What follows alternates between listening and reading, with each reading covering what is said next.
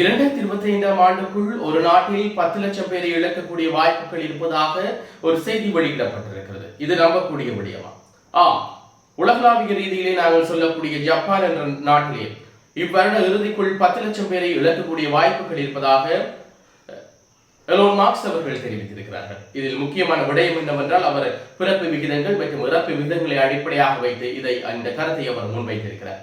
இதற்கான காரணம் நாங்கள் பார்க்கின்ற போது, ஜப்பான் நாட்டிலே ஏற்படக்கூடிய அதிகமான செலவினங்கள் மற்றும் மருத்துவ செலவுகள் அது போன்ற காரணங்களுக்காக பலர் குழந்தைகளை பெற்றுக் கொள்வதில் ஆர்வம் காட்டுவதில்லை. இதன் காரணமாக இந்த ஜப்பான் நாட்டிலே இவ்வாறு இறுதிக்குள் 10 லட்சம் பேர் இறப்பதற்கான வாய்ப்புகள் இருப்பதாக செய்திகள் வெளியிடப்பட்டிருக்கிறது. இது இந்த ஜப்பானுடைய பிரச்சனை இன்று ஆரம்பிக்கப்பட்ட பிரச்சனை இல்லை. கடந்த அரை நூற்றாண்டு காலமாக, அதாவது கடந்த 50 ஆண்டு காலமாக இவ்வாறான பிரச்சனைகள் ஏற்பட்ட வண்ணம் தான் இருக்கிறது.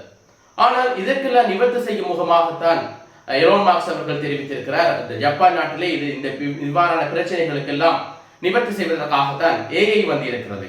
அதாவது இந்த ஜப்பான் நாட்டில் ஏற்பட்டிருக்கக்கூடிய மக்களுடைய வீழ்ச்சியை நிவர்த்தி செய்யக்கூடிய வாய்ப்புகளும், அங்கிருக்கக்கூடிய தொழில் வாய்ப்புகளை நிவர்த்தி செய்யக்கூடிய வாய்ப்புகளும் இந்த ஏஐ என்று சொல்லப்படுகின்ற செயற்கை நுண்ணறிவுக்கு தான் இருப்பதாக அவர் சுட்டிக்காட்டியிருக்கிறார்.